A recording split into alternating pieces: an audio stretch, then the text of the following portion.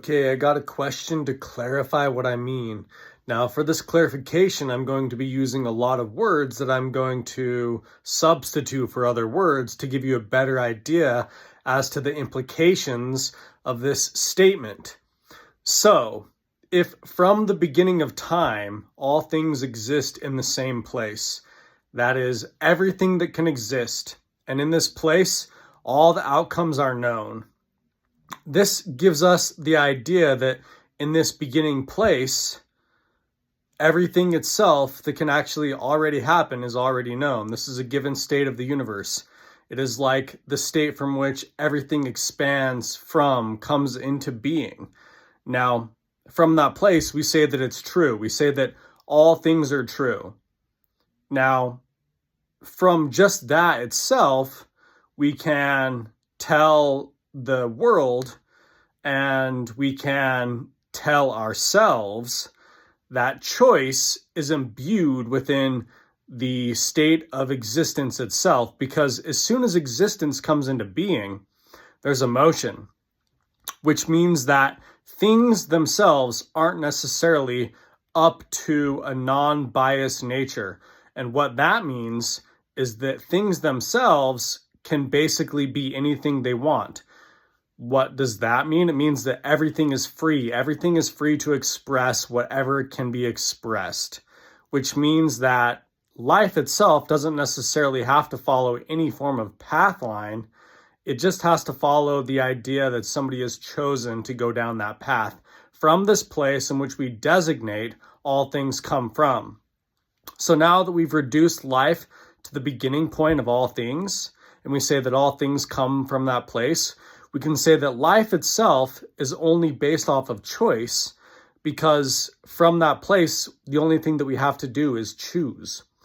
So what that means then is that in the place we exist now, which is in experience, it means that everything is actually based off of belief, because belief is emotion. Belief is something that isn't a fact. Belief is something that doesn't necessarily have to be proven. So life comes from this place, which when we look at it and when we are able to regress our mental state so much so to see that everything relates, everything touches everything in this existence.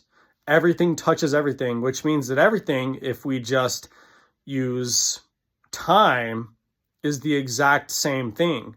Given enough time, everything is the exact same thing. Now, for experience to happen, we obviously have things that go away from the fact that all things are one thing, and that's what bias is. But in that place where all things reside, we have choice.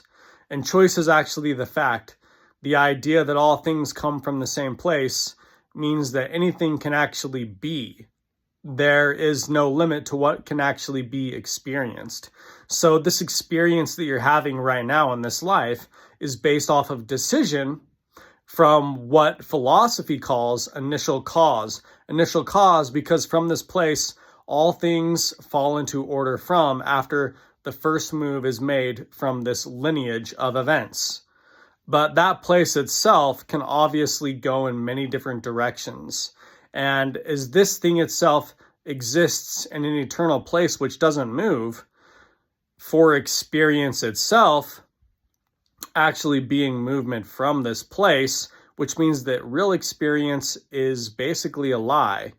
It's not necessarily real because it doesn't necessarily matter, because all things come from the simple act of just deciding your fate once you begin reality. So in the beginning of reality, you decided your fate, which doesn't necessarily make anything in this world important. Nothing matters and nothing is important. And there you have the ideas of antimatter and matter, all in semantics, basically, and interchangeable language, where again, I say that how can we say that life is built on belief? And belief isn't necessarily based on fact. But, you have the choice to go down any degree of fact-related lifestyles or belief-related lifestyles in this reality. Basically, being further from or closer to the ideals of each. There's not necessarily one way to live life. We may say that there's certain things that we should focus on more than other things, but that doesn't necessarily mean that life itself has to be focused on those things. And as you focus on other things through this life, life seems to take on many different characteristics. Now, again, going back to the initial cause thing in which was stated before. Again, if we can reduce all things to having come from the same place, which if you look in reality and you step outside of your busyness and the day enough, you can say, yes, everything relates to the same thing just through time, meaning that something that moves over there obviously is connected to something that moves over there. It's just over a great and immense amount of time, obviously. So everything, in essence, is basically the same thing, logically. All things that exist in this reality are the exact same thing. Now, how do we get to the idea that all things are based off of choice or belief? And it comes from the idea or the statement of fact that as soon as we have experience is just emotion, and emotion itself isn't necessarily fact. Emotion means that there's bias included in the experience. So experience of life has bias, and that actually gives us the idea of choice. So as soon as we leave the place of infinite possibility, which is actually fact, that there's choice there, and we go into the place of experience, life has already been chosen. So life has been chosen, and this is a fact for everything that exists in this reality. So you can use that however you want to use that and build up many different belief systems as to how you react or treat many things within your world based upon the idea that everything chose where it's supposed to be in this reality, based upon the ideas of free will and the ideas of initial cause, which are things that are debated heavily in philosophy classes. So then based upon the fact that life itself has emotion in it to experience any amount of life, that actually means that it actually has taken one step away from fact. And all fact is theory. Fact exists in a place of ideology, true fact does.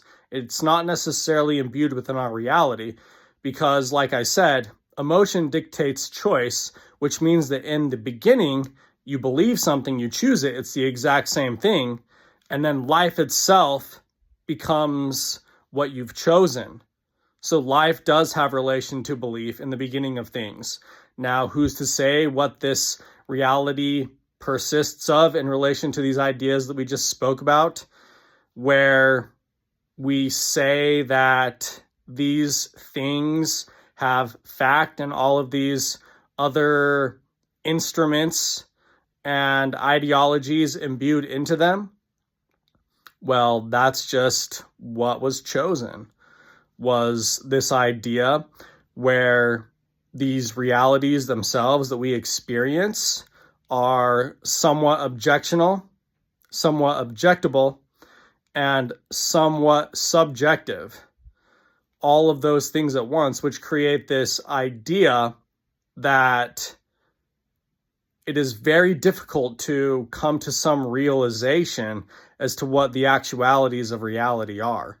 But basically, at that point in time, if you exist in a place such as that, then you're able to say things like this, which allow you to say that in this moment, based upon your belief, really there's nothing that can happen in this reality which actually truly matters. Because the place that actually matters the most is where everything happens. But you can actually see that that place where everything happens, it gives choice, which means that choice itself is the greatest thing that can be, but also it holds no frailty to it. There's no harm. There's no ideas of being in danger at all. It's just pure unadulterated choice.